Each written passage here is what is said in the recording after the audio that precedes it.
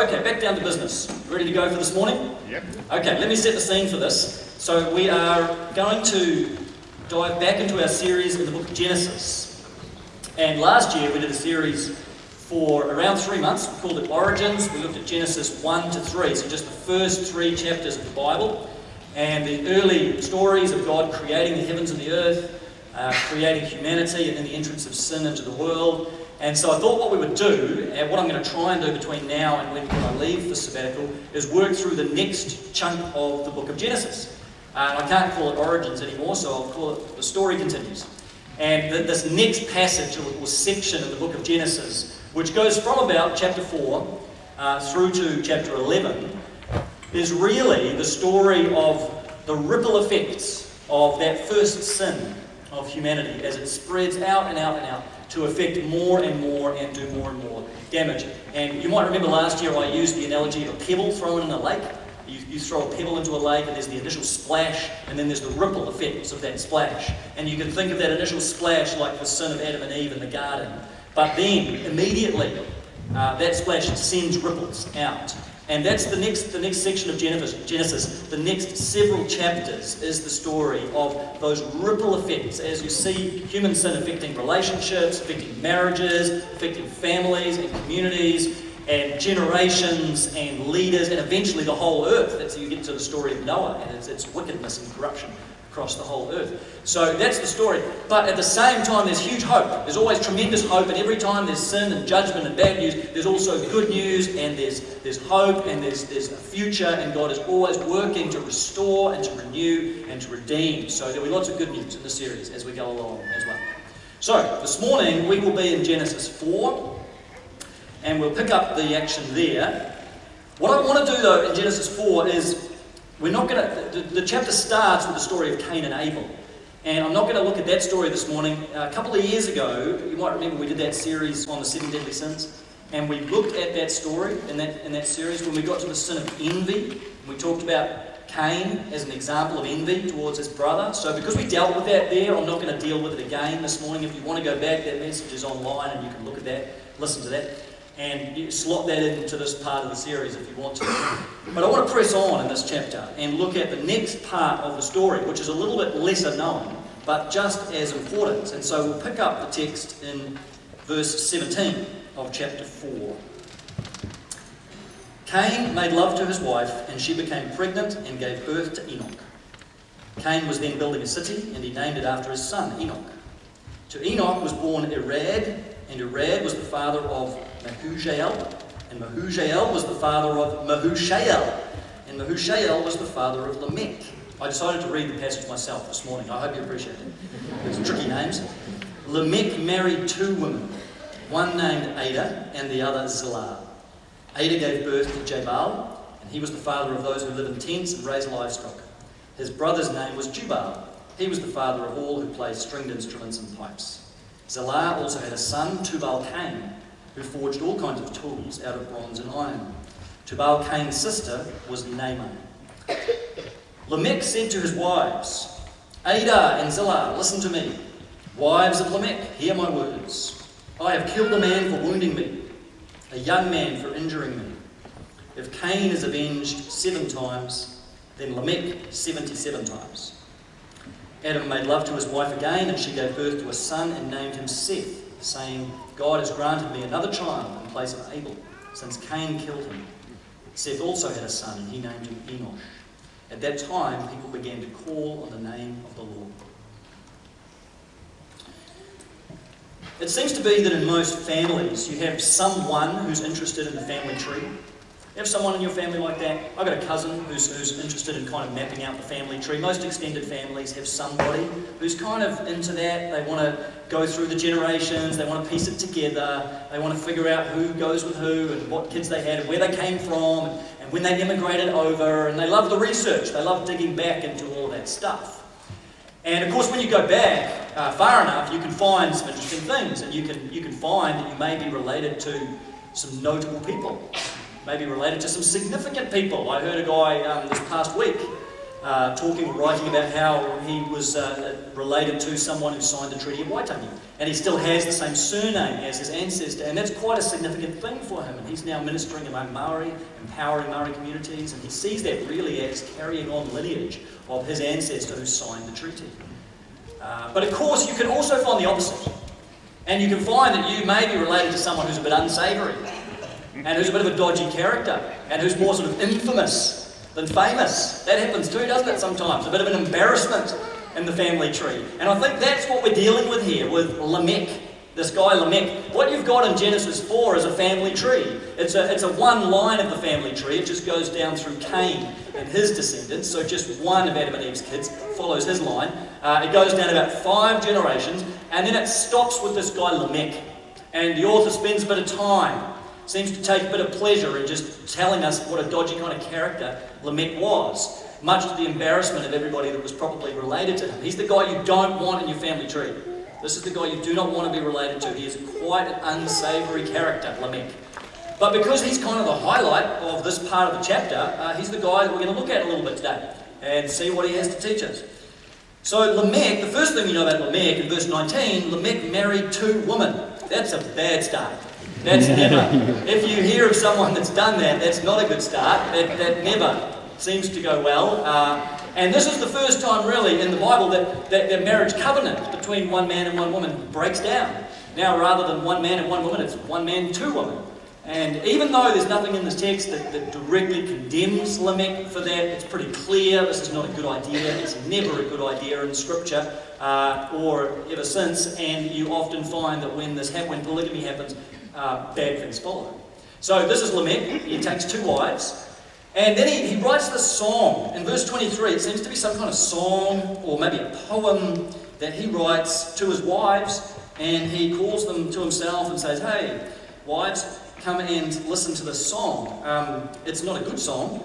It's a pretty disturbing song. Actually, it's probably not going to become one of the top 10 worship songs at Shore. But he's basically boasting in his exploits. And he says, "Adar and Zillah, listen to me. Wives of Lamech, hear my words. I have killed a man for wounding me, a young man for injuring me." And he may well here be talking about more than one person. This killing spree that he's been on, because he mentions here 2 different types of people. He talks about a man. I've killed a man. That's the standard word for an adult male. But then he says, a young man for injuring me. Now that word in Hebrew could refer to a male of a range of ages, right from a young adult right down to a young boy. He could be talking about a young boy. He could be saying, the young boy came along and injured me, wounded me, maybe accidentally, maybe on purpose, we don't know, and so I killed him. A man did injury to me, and so I killed him. And he's kind of boasting about this, like he is a vengeful person.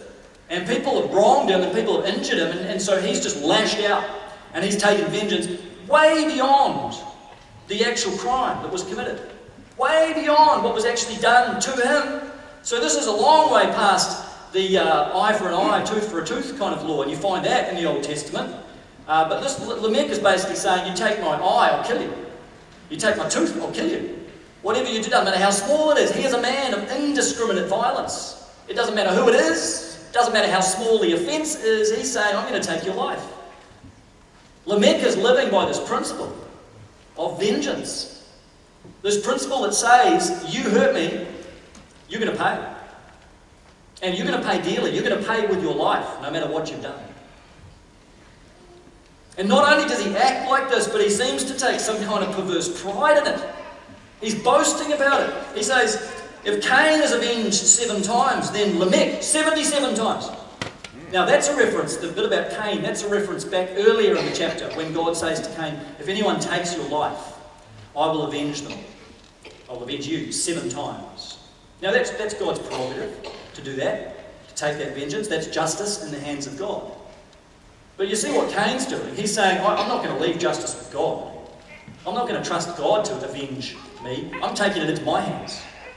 I'm ripping justice out of the hands of God, and I'm going to take it into my own hands. I'm going to dish out my own version of vigilante justice. I'm going to deal with people as I see fit, and I'm taking it to a far greater extreme than God. I'm taking it to 77 times, not just 7 times. So this is an extreme form of vengeance. Cain saying, I'm taking vengeance into my hands, and I'm going to take it to its most extreme form. He's a nasty piece of work. And I think what Lamech shows us is that in the space of 5 generations, humanity has fallen massively far. I mean, it seemed like the Cain and Abel story was bad enough, with Cain taking the life of his brother. But at least it was only one person. And at least he didn't boast about it afterwards. But now you get one of Cain's descendants, Lamech. He's on a killing spree. He doesn't care. It's indiscriminate. And he makes it a badge of honour. He makes it a point of pride to be this kind of vengeful, spiteful person. He's a man of violence. He's a man of retribution. He's a man of vengeance. And his principle is, you hurt me and you'll pay. Now, I think what Lamech's story shows us is the way in which this principle of vengeance gets lodged in the human heart. I know he's an extreme example, and we're not all going to go out and do what Lamech did, but I think there's something about the spirit of vengeance that gets passed on and on and on down through the generations. And Lamech's an extreme form of it. We've all got a little bit of Lamech in us, I think. We've all got a little bit of the spirit of vengeance in us. So that when something's done to us, right, when someone hurts you in some way, someone crosses you in some way, someone mistreats you, or maybe worse, someone mistreats a member of your family, you experience that? That's sometimes a worse feeling because you feel helpless. When people do that to us, what we instinctively want is vengeance. What we instinctively have a desire for is to lash out and to get some form of payback, right? We want that person to pay. We want to see justice done. We want them to hurt. We want them to suffer. We want them to see the consequences of their actions in some way. We want to take something from them, or we want judgment, or we want justice, we want retribution, retaliation, whatever it is, we want that for that person somehow, and we try to get it however we can. I came across a great little funny example of this this last week. I think we've got a screenshot of it. Murray, this brother here whose sister had stolen $20 from him. So he went into her computer and found her chemistry assignment, and he hid it. He created all these subfolders in the computer, and then hid her assignment in one of those folders for her to try and find. And he conveniently named the folders to create this lovely message. Dear sister, as revenge for stealing my $20, I've hidden your project in one of these folders. And guess what? All of these folders have 3 subfolders. This should teach you not to steal from me, so have fun trying to find your project. If there's a lesson to be learned here, it's don't steal from your big brother. With warm regards and hateful loathing and vengeance, your loving brother. So you might want to try that on your siblings. No, I'm not encouraging that. Now, those kind of examples are kind of funny, kind of humorous, but obviously vengeance takes a lot of different forms. Sometimes it's really ugly, sometimes it's nasty, sometimes it is violent, sometimes it does lead to death. There's all kinds of examples of vengeance being taken in our world. And you think at a personal level, that just the small ways in which we try to get back at people that hurt us in some way.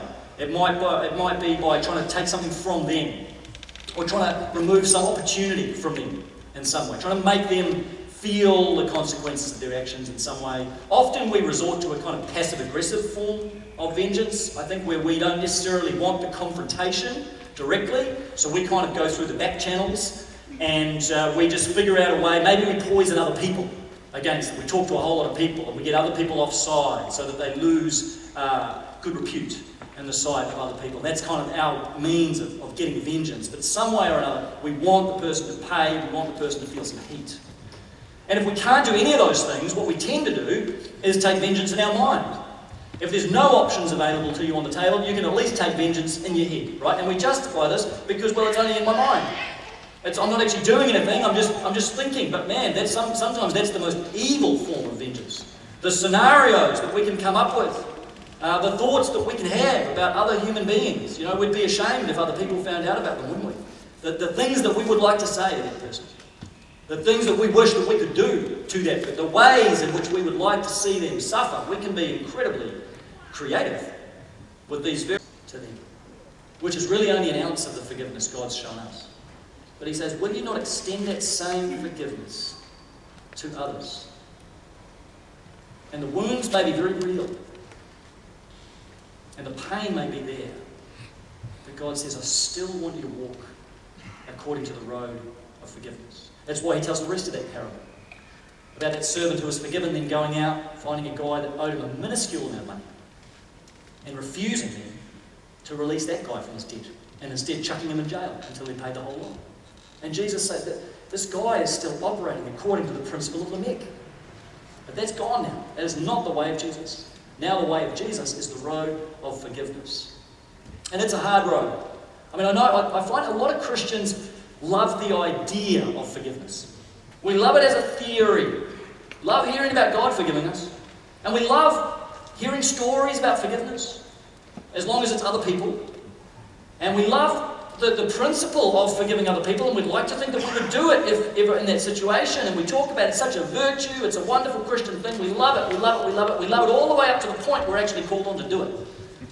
And then, when someone messes with you, when someone messes with your family, forgiveness goes out the window, and what do you want?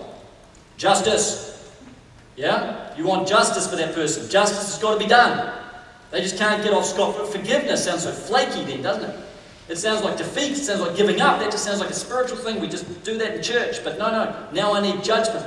We love forgiveness until we're actually in a position where we have to do it. And yet it's exactly at those moments when Jesus turns to us and he says, this is what I'm calling you to do. Hard though it is. Even though it might run against every fibre of your being and you feel rage, you feel injustice, you feel it's so unfair, it's unreasonable. Jesus says to you, think of what it was for me to go to the cross.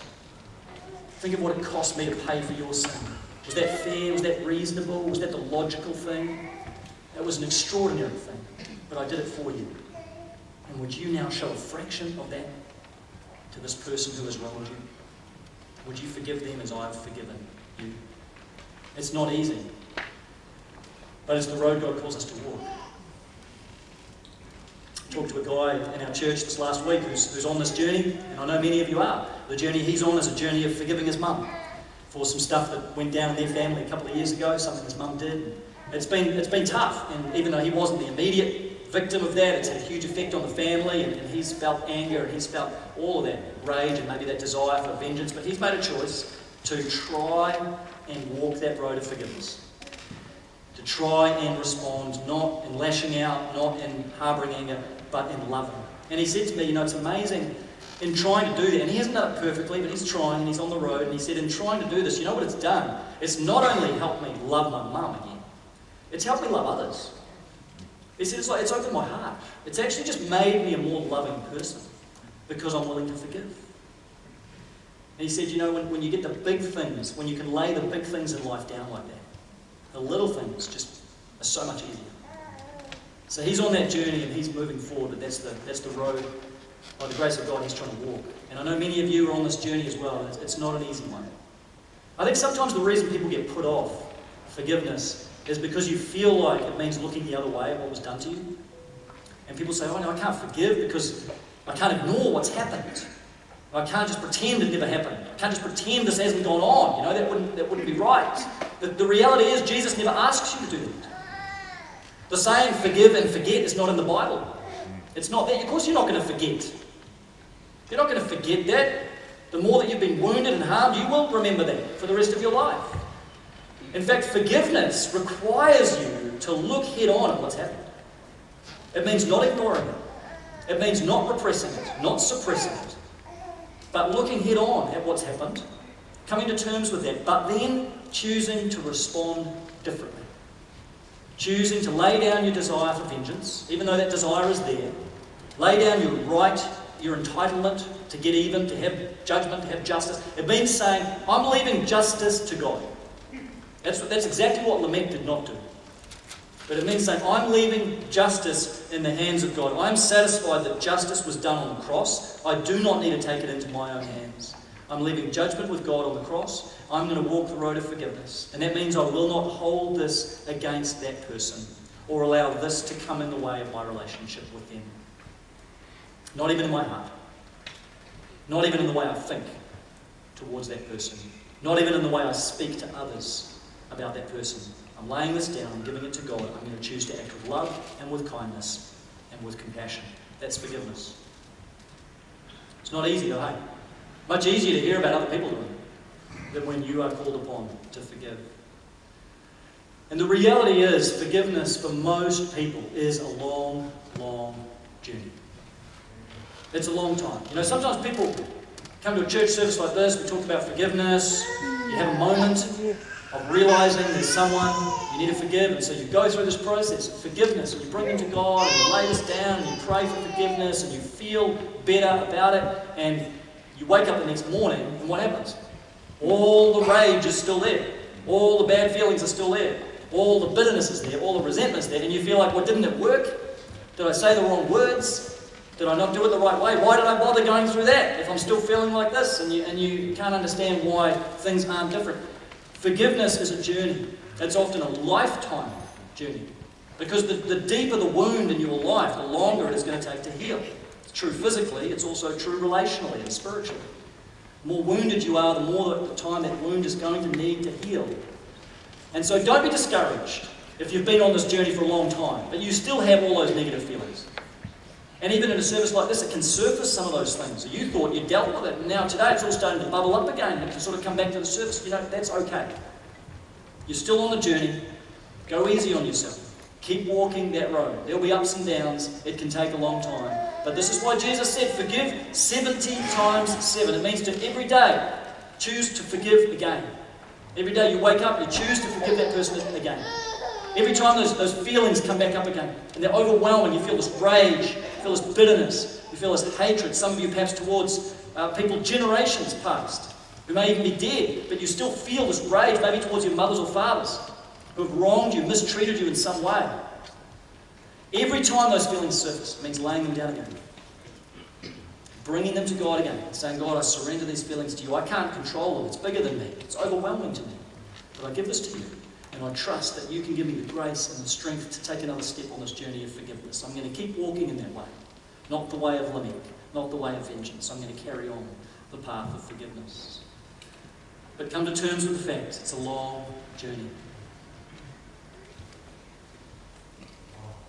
One of the most beautiful stories that I've heard on forgiveness is the story of Tarori, a young Maori girl who lived in Matamata in the late 19th century. And she went to study at the Matamata Mission School there, and she was given a copy of the Gospel of Luke in Te Reo, Maori. And she kept it in her kiti, her flax bag, she wore it around her neck, and she treasured it as this prized possession. And one day, Tarori and some of the tribespeople were camping in the Kaimai Ranges, and they were attacked by people from another tribe. And massive violence broke out, this huge skirmish, and in all of the action, all of the confusion, Tarori was struck on the head, received a fatal blow to the head, and she was killed. And her attacker, this guy named Uita, he ripped the kiti from around her neck, stole the Gospel of Luke. He thought it was tradable. He thought he could probably get something good for it, so he took that, even though he couldn't read it. And of course, this sparked within Tarori's tribe a massive desire for utu, for vengeance. But at her funeral, her father, who was a significant Maori chief, he stood up and he preached against utu, preached against this desire for vengeance. And he said, enough blood has been spilled. Enough lives have been taken. We're not going to seek retribution and retaliation for this. And as a result, there was no blood vengeance that was sought from that tribe. Well, back in Uita's tribe, they now had this Gospel of Luke. And they couldn't read it, so they didn't know what it was about, but eventually this visiting slave came along who could read it, and read it aloud. And so they started to hear the gospel. They started to hear the stories of Jesus from the Gospel of Luke. They started to hear about peace. They started to hear about forgiveness.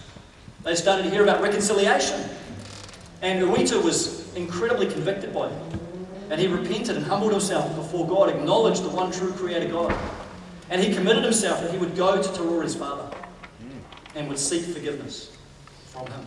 Now that's an incredibly dangerous thing to decide to do. That was basically taking his life in his hands. He could have been slain on the spot. But he decided to do it. And so Uita made this pilgrimage to Tarori's tribe. And as he approached the tribe, Tarori's father came out to meet him. And as the story goes, instead of there being violence between these two men, they embraced each other. And tears were shed. And Uita humbled himself. And he confessed what he'd done, and he sought Tarori's father's forgiveness. And Tarori's father forgave him, and the two men were reconciled. And not only were those two reconciled, but that reconciliation spread through the tribes. These two tribes that used to be warring against each other, used to be enemies, were reconciled and were on good terms. And the Gospel of Luke continued to be read and continued to be read aloud, and people continued to hear the message. And the gospel of reconciliation continued to penetrate through these communities, through these tribes, through these families. And you can go to a little field in Matamata today with a white cross that marks Te Rori's grave. And it commemorates the way that the gospel can bring forgiveness. The gospel can bring peace. The gospel can bring reconciliation between individuals, between families, between communities, and between tribes. That's Te Rori's story. But you've got your own story. You've got your own journey to walk. And I want to encourage you, just as we close and as we head towards communion, just to think about people in your own life. Maybe people that you need to forgive. Maybe people that you need to ask forgiveness from. And I just want you to think about who they are. I want you to get those names and faces in your mind. It may be things that were done to you a long, long time ago. Maybe one thing that's very, very fresh and raw, or maybe a whole series of things over a long time. You know your story, you know your journey, but just think about those people that maybe God is prompting you today. There's another step to take on that journey of forgiveness. Maybe you've never even started that journey. Just pushed it aside, silenced it, and you're just harbouring that anger. Maybe God is saying to you today, I want you to start this journey. It's going to be a long journey. I'm with you, I'm going to walk with you, and I want you to walk in the way of forgiveness. Maybe you're already a fair way on that journey, but it's not easy. Maybe you've stalled. Maybe today is the day to take another step and say, God, I want to keep forgiving. I want to hear your word afresh today. Forgive 70 times 70. And I want to keep going and keep forgiving. Whatever step God is calling you to take towards forgiveness, He will give you the power, He will give you the strength to take that and to walk in the way of Jesus. Because you've got two roads ahead of you. You can walk the road of Lamech if you want. You can choose the way of vengeance, but it will end up like a cancer in your soul. Or you can choose the way of Jesus. And out of the bounty of God's forgiveness, you can choose to extend that forgiveness to others, even though they don't deserve it, even though it may not be reciprocated or even recognised. You can choose to extend forgiveness to others so that your soul might be healed. And maybe, Lord willing, there may even be peace and reconciliation that can come.